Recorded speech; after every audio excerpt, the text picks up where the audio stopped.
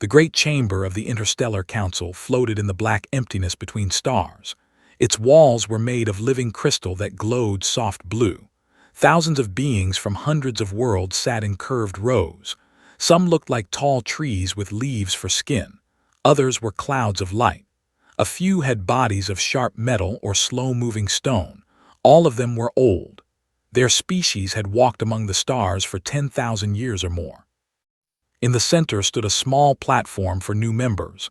Today it held the humans. Earth had joined the Council only 50 years ago. To the old races, 50 years was nothing, a single breath. They called humans the short lives behind their backs.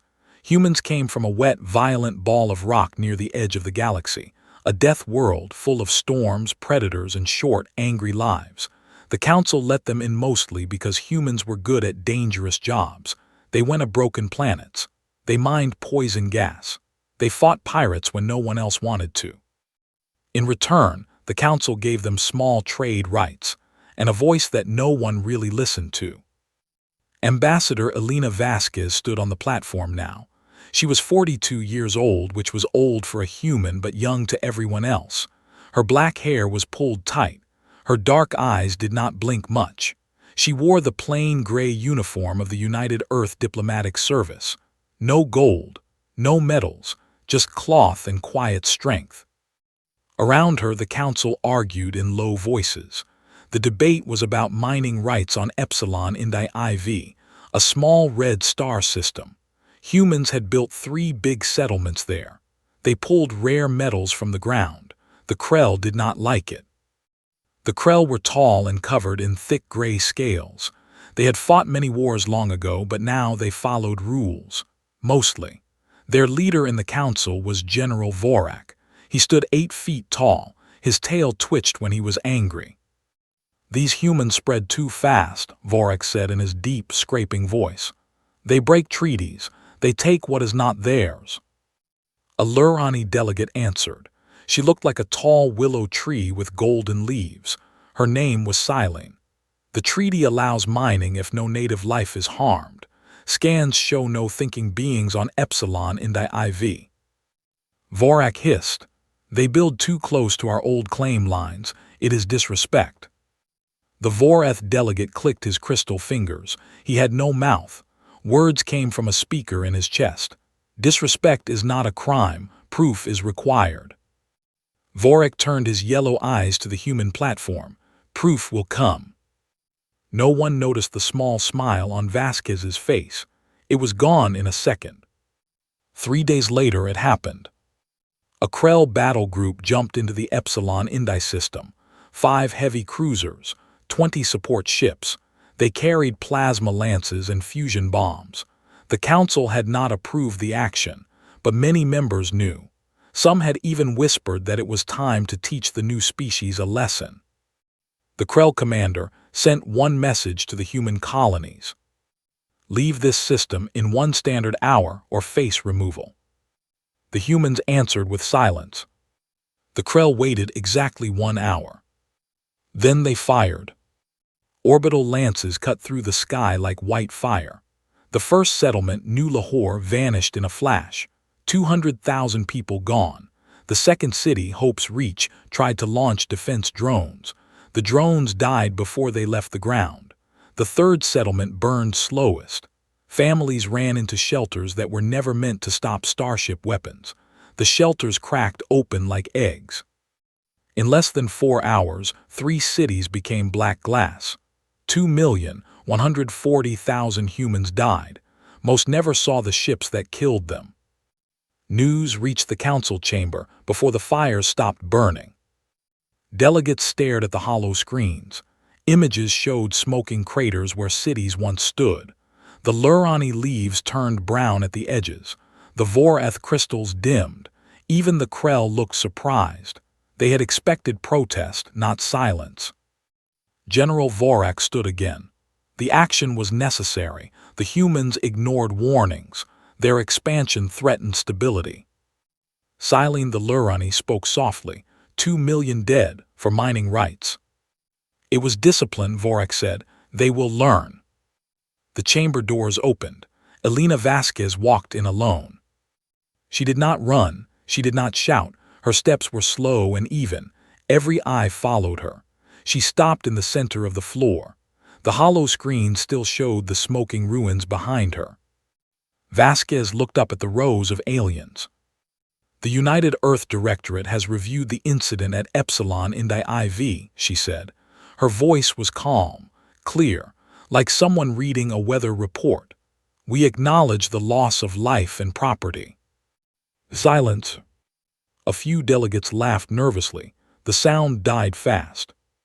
Vasquez continued, "We have received confirmation from surviving orbital sensors. The attacking force carried Krell identification codes. The weapons used match Krell patterns." Vorak lifted his chin. "And what do you demand, human? Words, credits, an apology." Vasquez met his eyes. "Nothing at this time." More laughter, louder this time. A small furry delegate from the Tailend worlds giggled. "See, they know their place." Vasquez did not move. "The Directorate will handle this matter internally. Thank you for your attention." She turned and walked out. The doors closed behind her with a soft hiss. The chamber exploded into talk. "She accepted it," one voice said. "They are weak," another added. "Short lives break easily," a third laughed. General Vorak sat back. His tail curled in satisfaction. He believed the matter was finished. A quick strike, a lesson taught. The humans would stay small and quiet now. High above the chamber, in a private observation room, Thalzir watched everything. Thalzir was Vorath. His body was a tall column of blue crystal. Tiny lights moved inside him like slow stars. He had studied Earth for many years, not because he liked humans, because he liked patterns, and humans had strange patterns. He remembered old files from Earth's history, wars over single buildings, revenge that lasted centuries, blood debts paid in generations. He had once thought it was primitive. Now he was not so sure. Thalzir sent a silent order to his scouts. "Increase surveillance on Sol system, all channels, all frequencies." The order came back denied. The Council Security Office said humans were no threat. Thalzir dimmed his lights a little more. He felt something he had not felt in 3,000 years. Unease. Far away on Earth, lights burned late in many buildings. Factories that had been quiet for years woke up. Shipyards in the asteroid belt opened sealed doors. Massive engines began tests in deep space. Quiet, hidden, planned long ago. In Beijing, Moscow, Lagos, New Delhi, Sao Paulo, and 100 other cities, men and women sat in windowless rooms. They looked at maps of the galaxy. They marked Krell worlds in red. No one spoke of anger. Anger was too small a word. They spoke of balance. They spoke of debt. And somewhere in the Pacific Command bunker, a general pressed a button labeled Contingency Omega. The galaxy did not hear it. But the galaxy would feel it soon. Word count 1,217. The council chamber stayed quiet for many days after the glassing of Epsilon Indi IV. The old races talked in low voices. They agreed the humans had learned their place. The Krell walked taller. General Vorak even smiled when other delegates passed him in the corridors. He thought the matter was finished. A quick lesson, nothing more. 3 standard months passed, nothing happened. No angry messages came from Earth. No fleets moved out of the Sol system. Human cargo ships still arrived on time at the mixed trade stations. They brought grain, metals, and cheap labor crews. Everything looked normal. The council relaxed. Silene, the Lurani delegate with golden leaves, spoke to her aides one morning. "The short lives are wiser than we thought. They know they cannot fight us. They choose peace." A Vorath analyst clicked in agreement. "Their economy depends on our markets. War would destroy them." Even the small furry Tailend delegates stopped joking about human weakness. They moved on to other topics. New mining claims, trade taxes, the usual business. But not everyone was so sure. Thalzir stayed in his private observation room high above the main chamber. His crystal body glowed a steady, cold blue. He spent hours every day watching data streams from probes near human space. The Council had refused his request for more surveillance. They said it was a waste of resources. Thalzir did not care.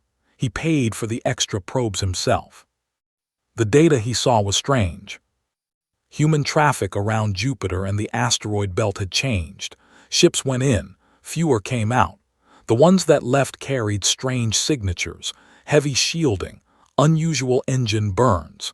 Thalzir ran the numbers again and again. The patterns did not match normal trade or colony runs. He pulled up old files on human history. The archives were full of them, wars over islands smaller than a moon, cities burned because one man was killed, families that waited hundreds of years to take revenge. Thalzir had always thought these stories showed how primitive humans were. Now the stories felt different. They felt like warnings. He sent a private message to a trusted scout ship near Sol. "Watch the Trojan clouds. Look for hidden construction. Do not get close." The scout answered quickly. "Already watching. Something big is moving behind the rocks, too far to scan clearly, but the energy output is high, very high." Thalzir dimmed his inner lights. He felt the unease grow stronger. On Earth, things were not quiet at all. In underground bunkers under the Ural Mountains, generals met every day. Maps covered the walls. Red lines connected Krell worlds. Blue lines showed human jump routes no one else knew about. Numbers flashed on screens, ship counts, weapon stocks, fuel reserves. A woman named Admiral Lin stood at the head table. She was small and gray-haired. Her voice was soft, but everyone listened when she spoke. 3 months, she said. They think we forgot. Good, let them think that. Around the table, officers nodded. No one shouted. No one looked angry. Their faces were calm, almost bored, but their eyes were hard. In shipyards hidden inside hollowed-out asteroids, new ships took shape. They were not pretty. No smooth curves like Council designs. These ships were ugly, thick armor, massive engines, rows of railguns that could throw metal slugs at a quarter the speed of light. Inside the hulls, crews trained in zero gravity. They practiced boarding actions. They practiced killing fast and clean. In factories across Asia and Africa, drones rolled off lines by the thousands. Small, fast, packed with explosives, designed to ram enemy ships and detonate inside. No pilot, no escape pod, just purpose. In quiet rooms in Brasilia, Nairobi, and Seoul, coders wrote new virus packages. They tested them on captured Krell tech bought on the black market years ago. The viruses could slip through firewalls like water. Once inside, they could lock weapons, blind sensors, open airlocks. No one called it revenge. They called it Contingency Omega, a plan made long ago, back when Earth first joined the Council. Back when old soldiers remembered what happened when weak species trusted the strong ones. In the Sol system, a freighter named Dawn Runner left Mars' orbit. It carried food and medical supplies to a neutral station.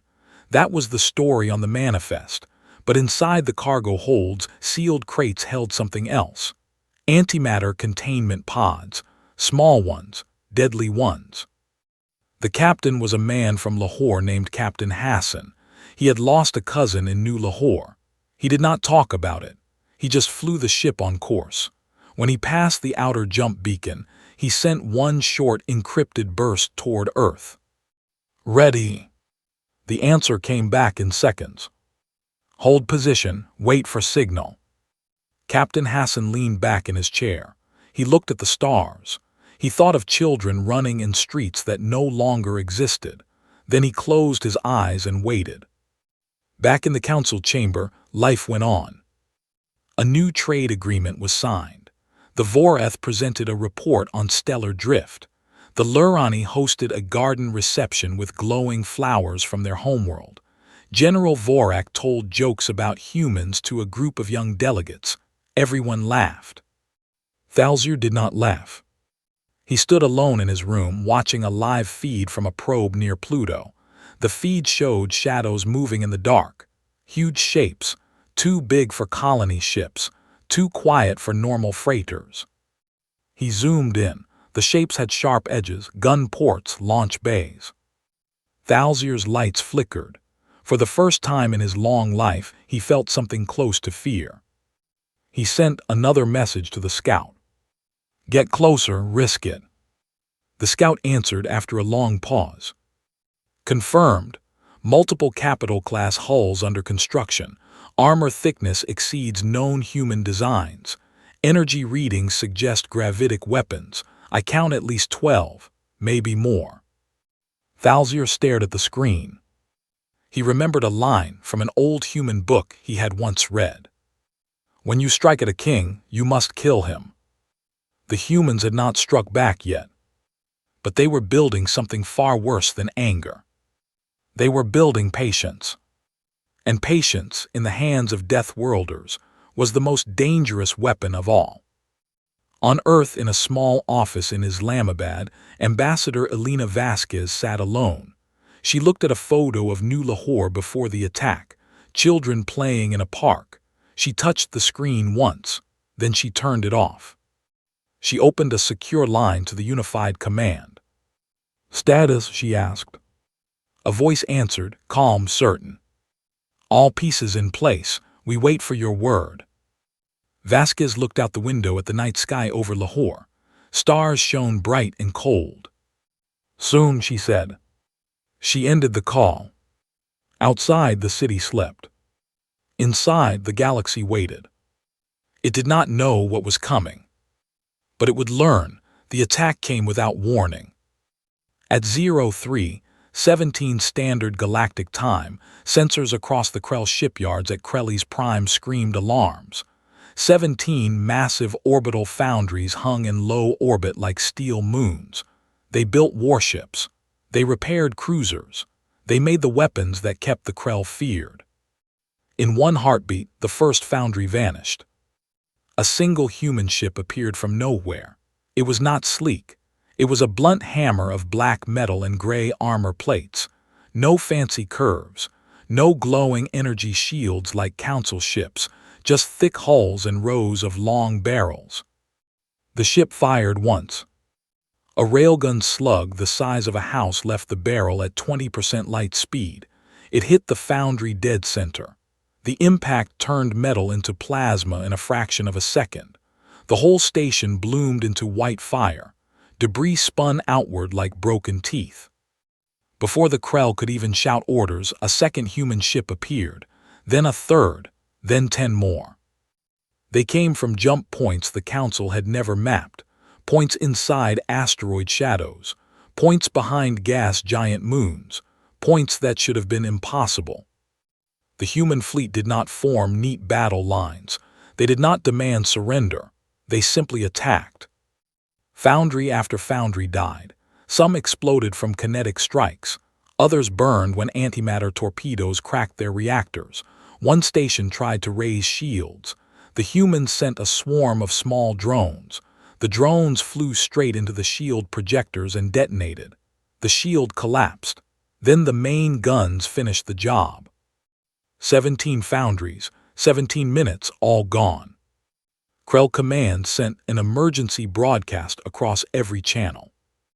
"This is an act of war. Identify yourselves." A single human voice answered. It was calm, almost bored. "Interest paid, principal remains." No name, no flag, no explanation. The Krell home fleet scrambled. 30 heavy cruisers and 100 escorts jumped toward the ruins of Krelli's Prime. They arrived angry and ready. They found a trap. Human drone carriers waited in the dark, hundreds of them, small ships packed with explosives and simple mines. When the Krell fleet appeared, the drones rushed forward. They did not dodge. They did not fire weapons. They just rammed. One drone hit a Krell cruiser in the engine section. The explosion tore the ship in half. Another drone cluster targeted the bridge of the flagship. The admiral died before he could give the retreat order. Krell gunners fired wildly. They killed many drones, but the drones kept coming. Endless, relentless, like insects that did not care about dying. In the middle of the chaos, human boarding pods launched. The pods were ugly cylinders covered in ablative armor. They smashed into crippled Krell ships through breached hulls. Inside each pod, squads of human soldiers waited. They wore heavy-powered suits painted with white skulls on black. No bright colors, no unit patches, just death symbols. They moved fast, they moved quiet. On one Krell cruiser, the boarding team cut through corridors. They shot officers first, always officers. They left the lower crew alive but bound. On every captured ship, they did the same thing. One survivor, always one. Usually a junior officer or a communications tech. They gave each survivor the same message. Remember Epsilon Indi. Then they left the ship drifting with engines dead and comms open. The galaxy could see. The galaxy could hear. In the council chamber, panic started small and grew fast. The first images arrived during a routine session. Hollow screens flickered. Delegates saw burning foundries. They saw drone swarms. They saw human soldiers walking through Krell blood. Silene, the Lurani delegate, stood frozen. Her golden leaves curled tight against her trunk. "This cannot be," she whispered. "They are animals." A Talon delegate squeaked in terror. "They do not negotiate." General Vorek slammed his fist on his console. "Mobilize the reserve fleets, all species, we crush this now." The Voreth crystals in the room dimmed one by one. Thalzir watched from his high seat. His lights moved slow and cold. He had warned them. No one listened. Now the feeds showed something worse. Human special forces had boarded a Krell command dreadnought, the biggest ship in their fleet. They fought deck by deck. Krell Marines were strong. They had claws and thick scales. But the humans fought like they had practiced this exact thing 1,000 times. They used shotguns loaded with explosive fléchettes. They used plasma torches to cut through bulkheads. They threw grenades around corners. They never stopped, never hesitated. When they reached the bridge, they killed everyone except one young Krell lieutenant. They tied him to the captain's chair. They pointed a camera at his face. "Send this to your council," a human voice said off-screen. "Tell them we are collecting." The lieutenant screamed.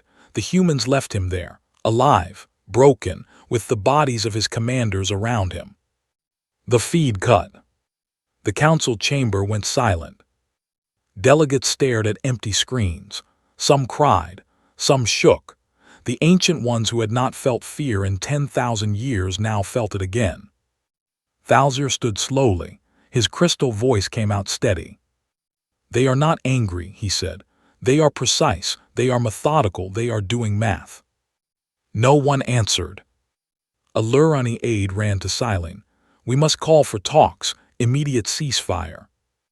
Silene nodded fast. "Yes, yes, send the message." The message went out on all channels.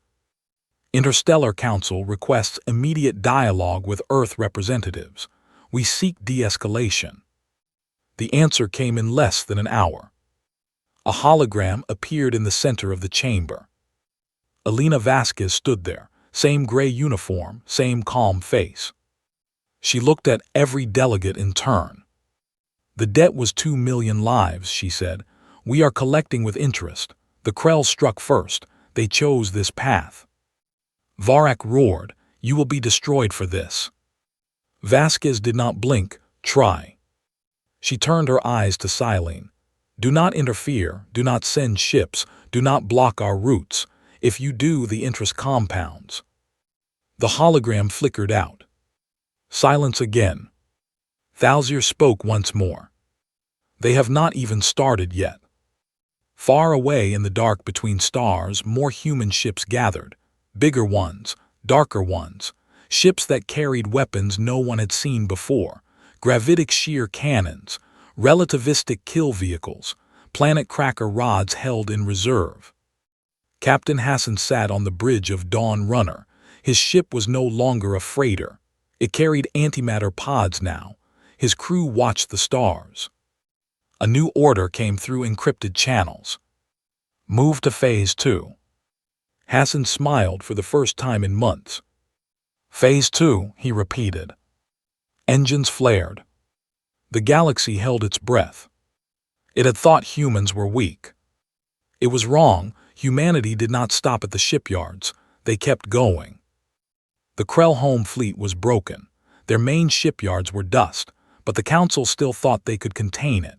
They gathered a relief force, ships from 12 species, Lurani support carriers with healing beams, Vorath logic cruisers with perfect targeting, Talon fast raiders, even a few old dreadnoughts from races that had not fought in centuries, hundreds of ships.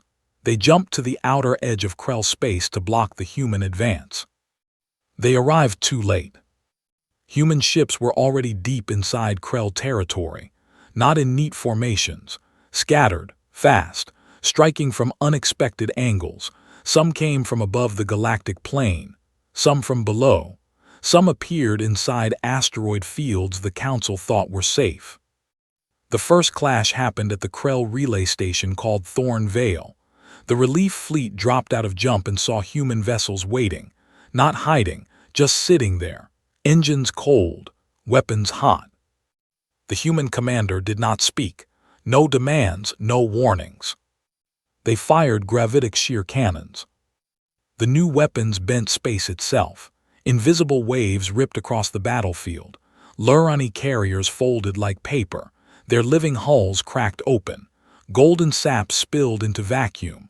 Vorath cruisers tried to calculate escape vectors. The shear caught them mid-turn. Crystal bodies shattered into sparkling dust. Talon raiders danced between the waves. They were small and quick, but human drone swarms found them. Thousands of drones. Each one carried just enough antimatter to crack a hull. The raiders died in bright flashes, one after another. In 17 minutes the relief fleet was gone, not retreated, gone. Debris fields spread wide. Human ships moved through them without slowing. They collected nothing. They salvaged nothing. They just kept moving. Next came the secondary colonies. Human kinetic rods fell from high orbit. Simple iron bars dropped at fractional light speed. No explosives needed. The impact alone turned cities into craters. Factories vanished. Spaceports became lakes of molten rock. On the Krell world of Varric Prime, ground forces landed. They came in drop pods that looked like black coffins, thousands at once. The pods hit atmosphere like meteors. They slowed at the last second with retroburns. Then they opened. Soldiers stepped out in heavy armor, black plates, white skull marks, faces hidden behind visors. They carried rifles that spat caseless rounds. They moved in teams of 4, always 4. They did not loot. They did not take prisoners. They destroyed military targets only. Command bunkers, missile silos, power stations that fed defense grids. They burned them clean. When Krell civilians ran into the streets, the humans ignored them. No shots fired at non-combatants, but if a soldier or officer appeared, they died fast, clean. No torture, no speeches, just bullets. One Krell officer tried to surrender. He raised his claws. The human team leader looked at him for 1 second, then shot him through the eye slit. The body fell. The team moved on. On every world they hit, they left messages carved into the walls of ruined bases. 2 million, paid in full, principal remains. The Council watched it all on live feeds. The chamber was half empty now. Many delegates had left. Some fled to their home systems. Others hid in private bunkers. The ones who stayed looked sick. Silene's leaves had fallen out. Bare branches trembled. She could not speak. General Vorak sat alone in his seat. His scales were dull. His tail lay still. He stared at the screens. He saw his people die. He saw his worlds burn. He said nothing. Thalzir watched from above. His crystal lights moved slow. He took no joy in this. He felt only cold understanding. They do not hate, he said to the empty room. They calculate, they balance books, and they do not forgive debt. A hologram flickered into the chamber again. Elena Vasquez appeared. She stood straight. Her face showed no anger, no sadness, just calm. The debt was 2 million lives, she said. We are collecting with interest. The Krell struck first. They chose this path. A Vorath delegate stood on shaking legs. His speaker crackled. Please, we beg you, stop. We will pay reparations. We will punish the Krell ourselves. Vasquez looked at him. Too late for that. She turned her gaze across the chamber. Do not interfere. Do not send more ships. Do not block our routes. If you do, the interest compounds. She paused. We prefer peace, but we will not accept weakness disguised as peace. The hologram vanished. Minutes later, reports came in from Krell Prime itself, the homeworld. Human suicide pilots flew converted colony haulers, packed with antimatter. They aimed for the defense grid generators. The grid failed. Then the cities burned. Orbital bombardment followed, precise, surgical, military districts only, but the fires spread. Smoke rose high enough to block the sun. Krell leaders tried to broadcast surrender. The humans did not answer. They kept hitting until the last military installation was ash. Then suddenly, everything stopped. Human ships pulled back. No more rods fell. No more boarding teams landed. The armada gathered at the edge of Krell space, engines cold again, waiting. A single beacon appeared in orbit over Krell Prime. It broadcast one message on repeat. Let this be the last time any hand is raised against humanity. No threats, no insults, just that. The council chamber stayed silent for a long time. Delegates looked at each other. No one spoke first. Thalzir finally broke the quiet. They could have killed them all, he said. They chose not to. That is mercy from them. Silene whispered, what do we do now? Thalzir's lights brightened just a little. We learn. Far away on Earth, Admiral Lin watched the same feeds in her bunker. She nodded once. Phase 4 complete, she said. An officer asked, do we proceed to Phase 5? Lin looked at the star map. Red marks covered Krell space. Blue marks showed human positions.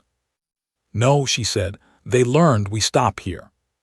She turned off the screen. In the quiet room, she thought of New Lahore, of children who never grew up. Then she stood and walked out. The debt was paid. The galaxy would remember. And humanity would go back to building, exploring, waiting. Always waiting. The fires on Krell Prime still burned when the human ships pulled away. They left without a word. No occupation troops, no flags planted in the ash, no governors installed, just silence and smoke. A single beacon floated in high orbit above the ruined capital. It was small, black, unarmed. It broadcast one short message on every open channel. Let this be the last time any hand is raised against humanity. The message repeated, endless, calm. It did not shout, it did not threaten, it simply stated a fact. Krell leaders crawled out of bunkers. Their scales were covered in soot. Their eyes were wide with shock.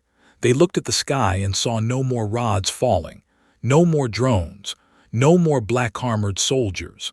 The humans had stopped exactly when the last military target turned to glass. They had not wiped out the species. They could have. Everyone knew it. The Krell broadcast surrender within hours. Unconditional, full. They offered reparations. They offered territory. They offered anything. No answer came. The human fleet stayed at the edge of Krell space, engines cold, weapons silent, waiting.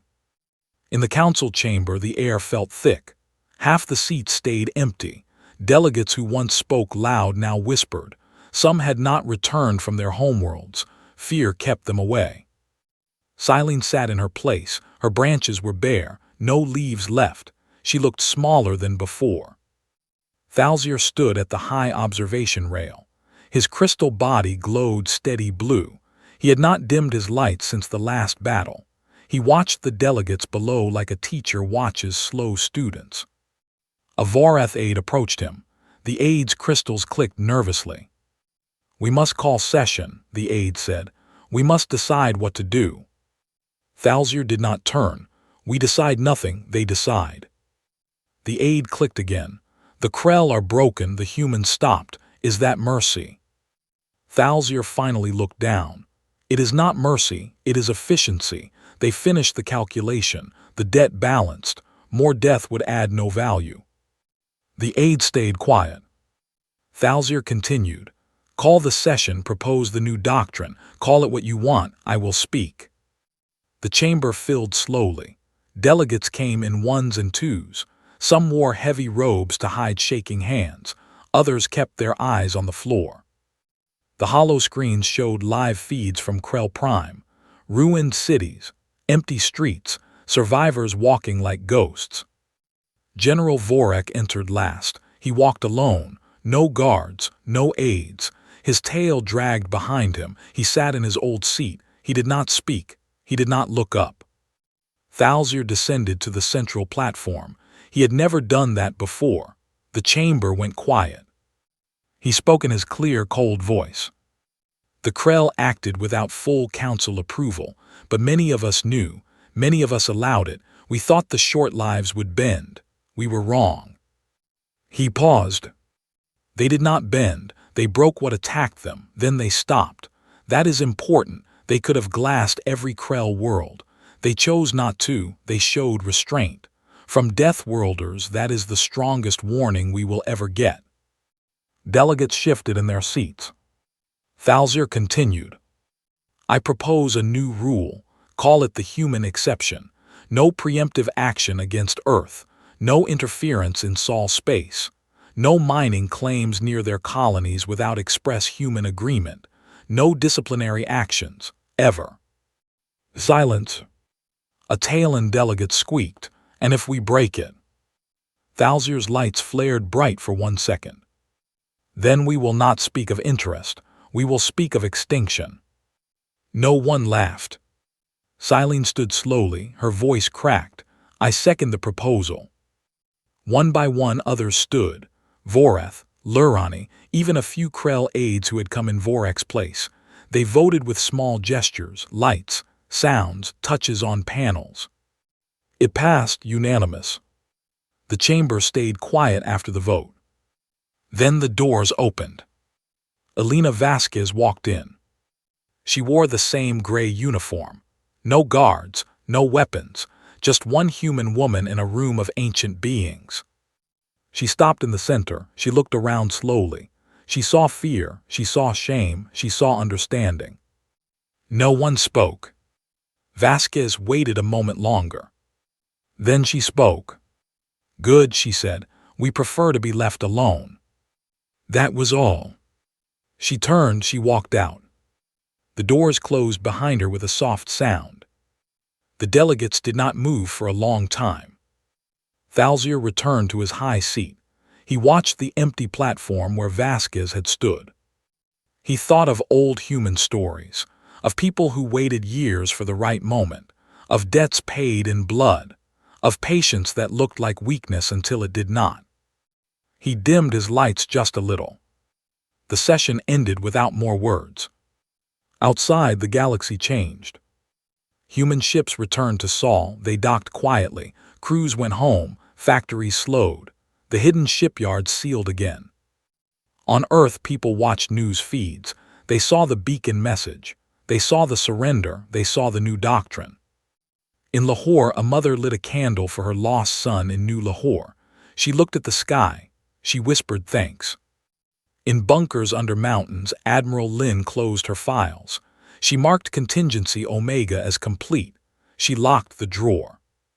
In Beijing, coders deleted virus packages. They did not speak of what they had almost done.